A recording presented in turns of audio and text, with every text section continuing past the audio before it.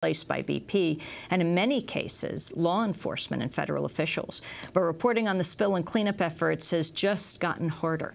Last week, the Coast Guard put new restrictions in place across the Gulf Coast that prevent the public, including photographers and reporters covering the BP oil spill, from coming within 65 feet of any response vessels or booms on water or on beaches.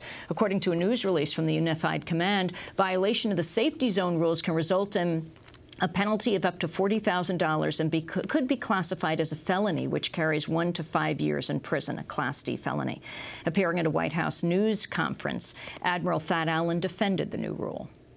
It's not unusual at all for the Coast Guard to establish either safety or security zones around any number of facilities or activities for public safety and for the safety of the equipment itself. We would do this for marine events, fireworks demonstrations, cruise ships going in and out of port. Right, but we're so far into this disaster now, and why do it now, and why the new?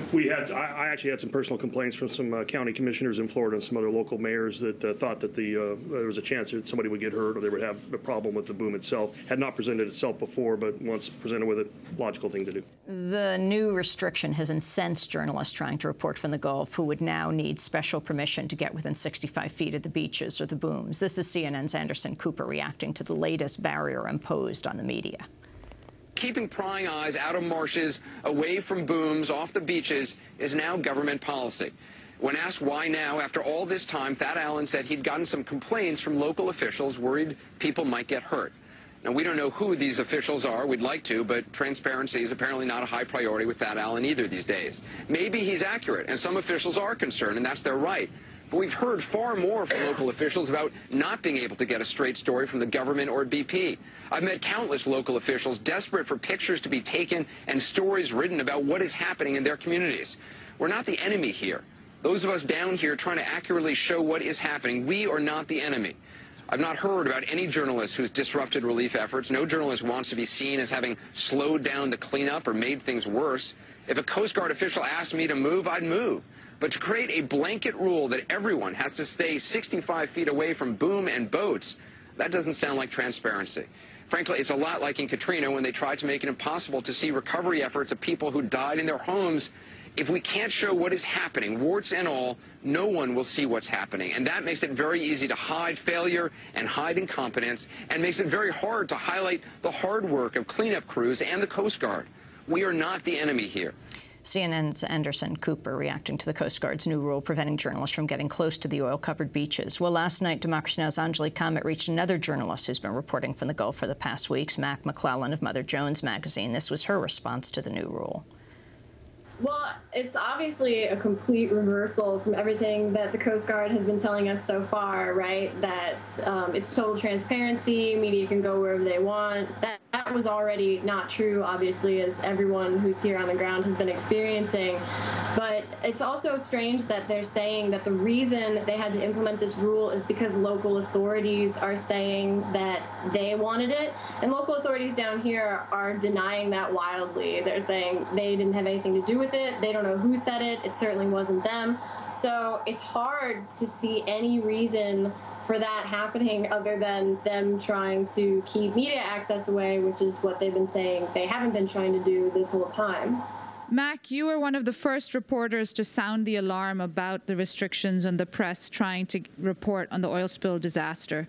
Describe some of the incidents you've seen and the level of cooperation between BP and local and federal law enforcement officials, even before this new ruling by the Coast Guard. Oh, yeah, I mean, my problems with access go back, more than a month now. So there are roadblocks that are manned by sheriff's deputies in any place that could be blocked off by a road, and places that you can't block road access where there's just open beaches. There are private security contractors telling people that they have to leave.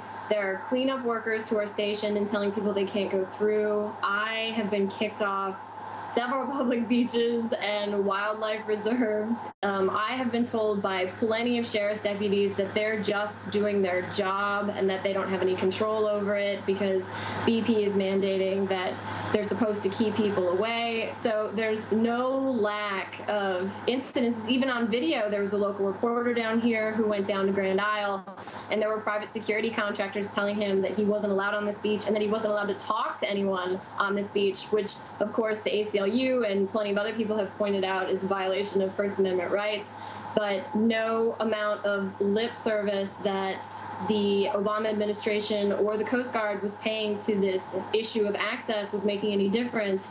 And now that they've actually banned it, I can't imagine how much harder it's going to get. Mac, is this ban going to stop you from going near the cleanup sites, from doing your job as a reporter? Yeah, I'm hoping that if I get arrested, which I really hope won't happen, that somebody will bail me out with that $40,000 fine. But I mean, that's what I'm here to do. That's what everybody who's down here is here to do. We can't just stop working because the Coast Guard has said that we need to stay away from these various sites. And at this point, there seems to be so little oversight of not just the spill itself, but of the cleanup operations, that the press is one of the only things that we have keeping an eye on this at this point.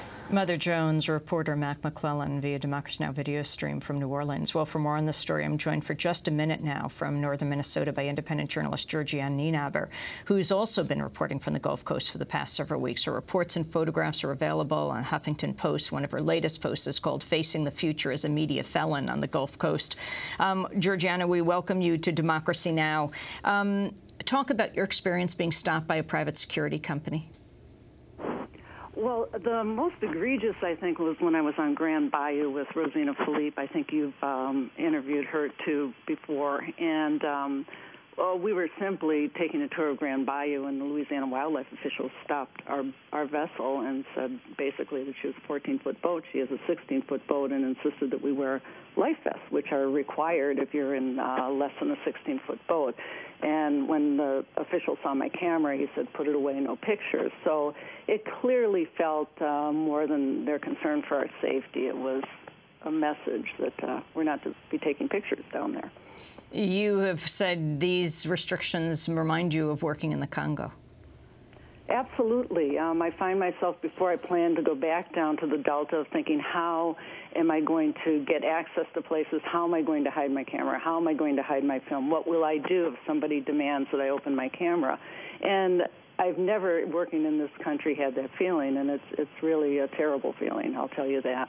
Georgianne Nienaber, I want to thank you for being with us. We're going to continue to pursue this line in the next few days, looking at the crackdown on journalists in the Gulf. Thank you very much for being with us. My column this week is Let the Information Flow as Easily as the Oil. This is Democracy Now!, democracynow.org, The War and Peace Report. We'll be back in a minute.